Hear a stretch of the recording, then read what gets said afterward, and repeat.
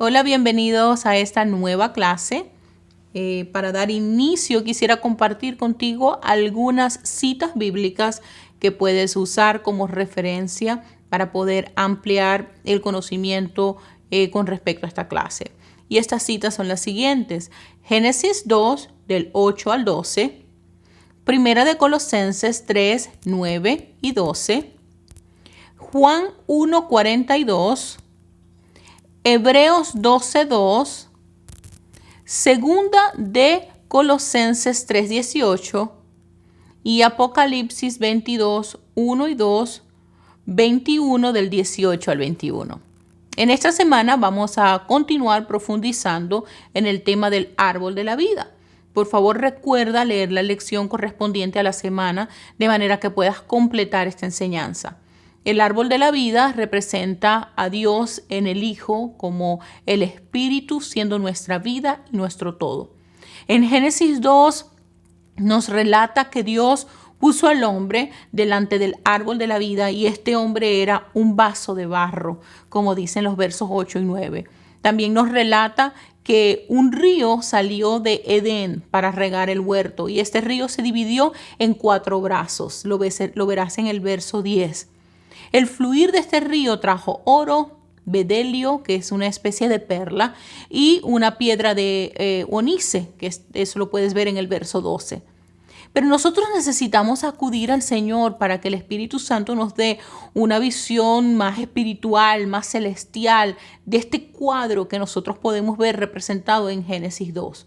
Pues la idea central a la que nosotros debemos llevar esta enseñanza es que todos necesitamos ser transformados de esos hombres de barro, hombres hechos de tierra, a materiales preciosos que sirven para el edificio de Dios: el oro, el bedelio y las piedras preciosas. Si te gusta anotar, entonces vamos para que vayas apuntando algunas cosas.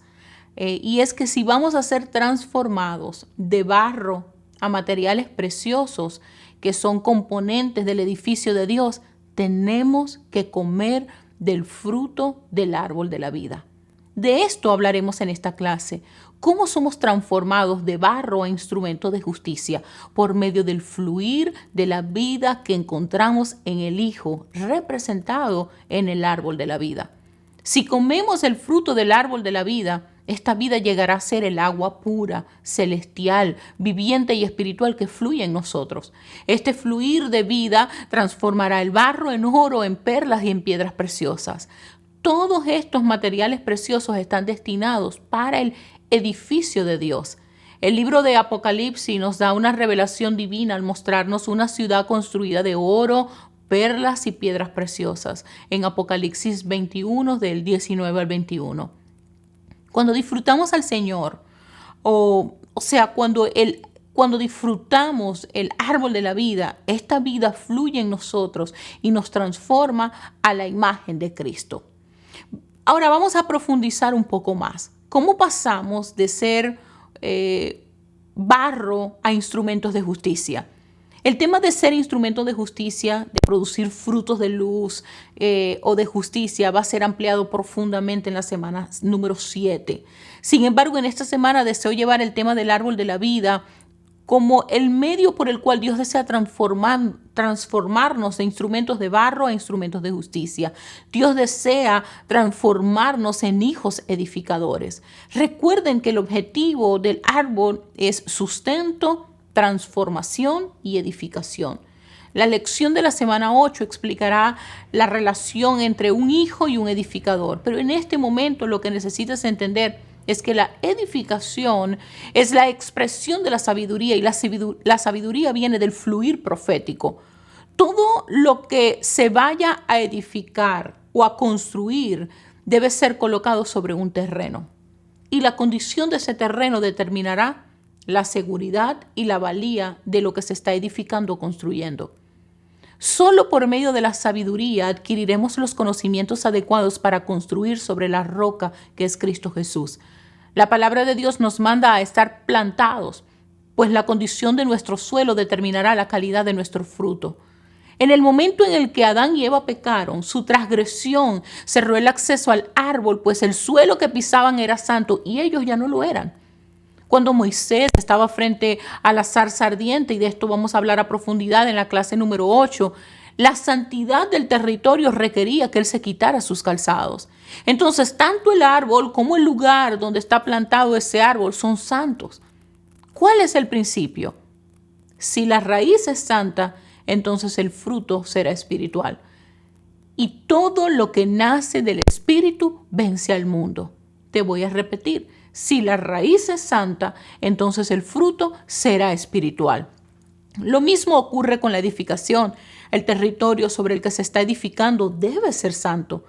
Lo opuesto a un territorio santo es un territorio lleno de espinas, cizaña y ortiga. Mientras la santidad nos hace fructíferos, las espinas, la cizaña y la ortiga nos hace ¿qué? Infructíferos. Por eso, el verdadero asunto consiste en sanar los territorios mancillados. Y cuando hablo de territorios estoy refiriéndome a un cuerpo, una nación, un corazón. Los terrenos siempre deben ser dedicados. Por ejemplo, cuando Noé llegó a tierra firme, lo primero que hizo fue levantar un altar. David levantó un altar en Moriad y Jesús levantó un altar en Gólgota. Sobre nuestras vidas redimidas ahora debe haber un altar que se debe levantar, y ese sacrificio es nuestras propias vidas. Eso hace un sacerdote, un profeta, como cuando era la lucha o estaba la lucha por defender el territorio en contra de los filisteos, y el profeta Samuel rededica el terreno levantando un altar y cambiando el nombre del lugar, y con ello estaba cambiando el nombre de la atmósfera a un nuevo nombre que se llama Ebenezer. Dios nos da las fuerzas para ir a nuevos niveles de consagración y seremos una generación de vencedores.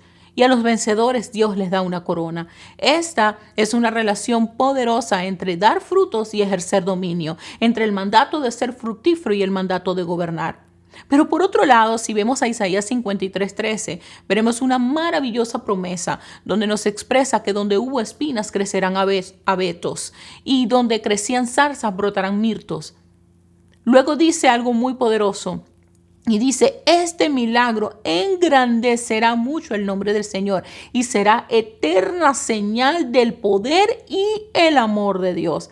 Retomando el concepto de pasar de ser instrumentos de barro a instrumentos de justicia, entonces entendemos que consagrarnos es esencial, que levantar un altar en el mismo lugar donde antes fue profanado convertirá las espinas en abetos y las zarzas en mirtos. Ser instrumentos de justicia, ser instrumentos de adoración. Y es muy interesante porque los cipres y los abestos que menciona Isaías 55 era el material usado para crear los instrumentos de adoración. Es bello pensar que Dios nos convierte en un instrumento de adoración. Sin embargo, recordemos que la primera vez que la palabra adoración es mencionada en las Escrituras es cuando Abraham iba a sacrificar a Isaac. De manera que la adoración está relacionada con altar y sacrificio. Todo esto habla de nuestro oficio sacerdotal profético y de territorios que han sido dedicados de manera que sean fructíferos, corazones, casas, naciones. Pero no solo esto, Dios desea hacer de nosotros instrumentos de justicia y adoración. Sí, pero también hay otra cosa que Él desea. Cuando nosotros vemos en las Escrituras, la segunda cosa para la que se usaba el abeto y el ciprés era para edificar el templo. El templo se levanta sobre un terreno dedicado. Todo esto es solo posible si nosotros comemos a Cristo como pan y escogemos el camino de la vida en vez de nuestra propia sabiduría. El árbol de la vida nos transforma para ser árboles de justicia, cuyo fruto es un fruto de luz.